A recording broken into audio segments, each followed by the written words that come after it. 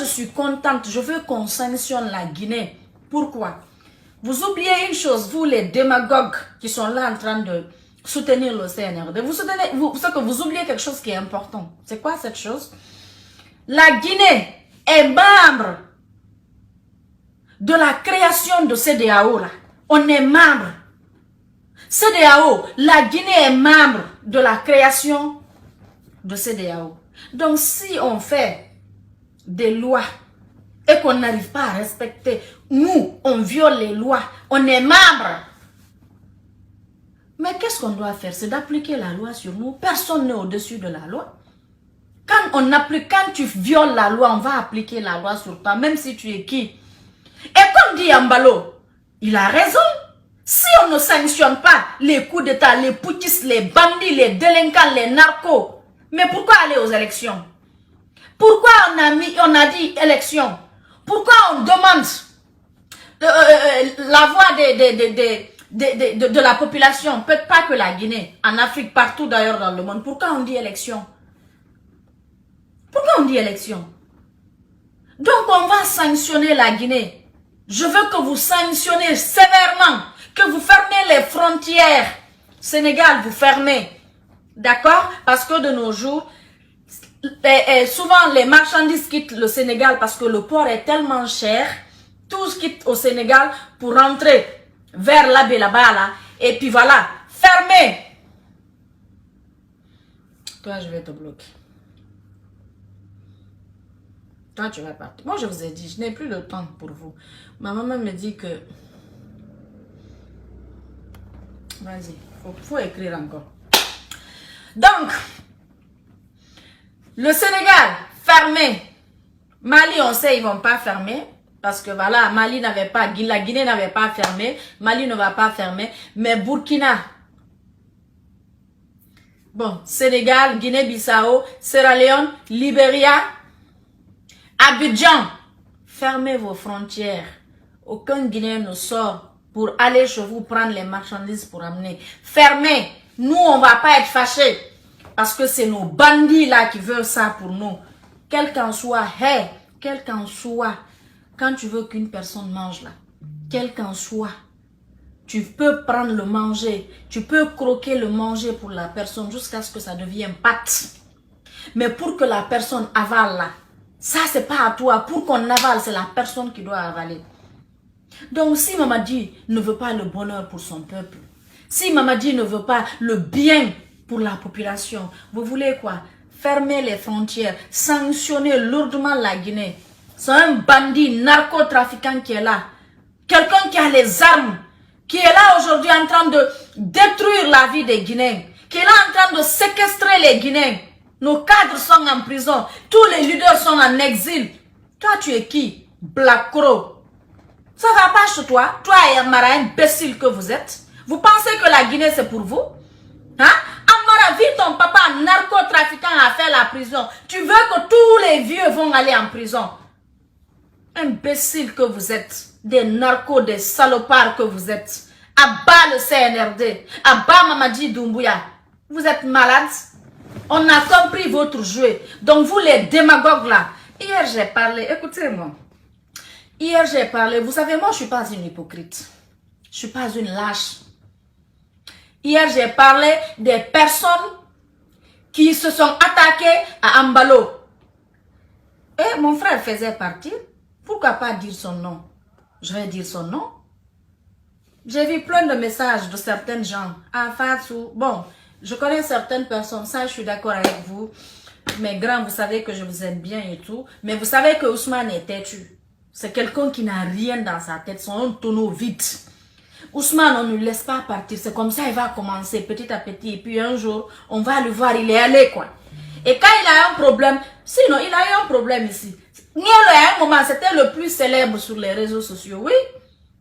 Ah, c'est le ministre de la Défense. Les gens ici, les bien, machin. Mais quand il a eu un problème ici, il n'y avait que nous, les combattants, qui sont sortis défendre Ousmane Nielo ici.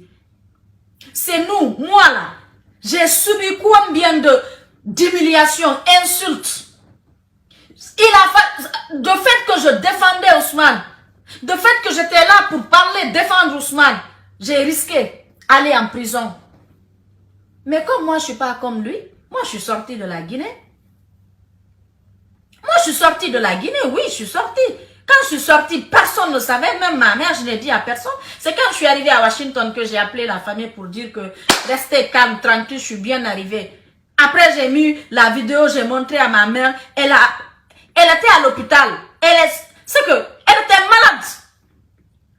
Après, elle est sortie parce que les médecins ont vu, elle n'avait rien, elle était juste inquiète pour moi. Donc, quand Ousmane Ngelo a eu problème ici, le fait de le défendre ici, j'ai risqué d'aller en prison. Ousmane Ngelo, il est têtu. Ngelo. J'ai tout fait. On n'allait pas arrêter Ousmane Ngelo. Ousmane Ngelo a voulu prendre notre combat pour mettre dans l'eau. Parce que s'il m'avait écouté, si Ngelo n'était pas arrêté, on n'allait pas être ici. Je n'allais pas être ridiculisé ici devant le CNRD. Je n'allais pas... J'ai tout fait. Je dis, même le jour de son arrestation, j'ai tout fait.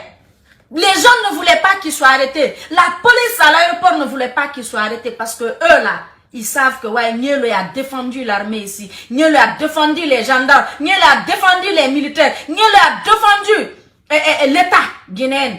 Et si un militaire vient au pouvoir et il n'a pas autre chose que de nous condamner, nous faire de nous des poubelles. Hein? Quand Ngelo a eu des problèmes ici, qui d'entre vous? Qui d'entre vous? Les contributions que moi j'ai reçues, c'est ce que j'ai montré sur les réseaux sociaux. Le peu de gens qui ont envoyé, j'ai dit, ah j'ai reçu ça, merci. Est-ce qu'ils étaient même 10? Moi je sais comment j'ai fait pour que le petit la sorte. Toi Ngelo, tu sais, tous les jours, par jour tu mangeais 500 000 par jour à la maison centrale. Le matin 100 000 ton petit déjeuner. Et la journée 300 000 le déjeuner. La nuit, 100 000 le dîner. 500 000 par jour, c'est ce que tu mangeais parce que tu ne manges pas seul.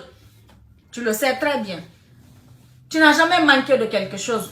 Toi et commandant Ali, vous n'avez jamais manqué de quelque chose. À cause de toi, j'ai été là aussi pour commandant Ali parce que il t'avait approché. Vous étiez une famille en prison là-bas. Vous êtes devenus des frères, comme si ouais, vous étiez de même mère, même père. Il n'a jamais manqué de quelque chose. Vous n'avez jamais manqué de quelque chose. Je me suis battue ici.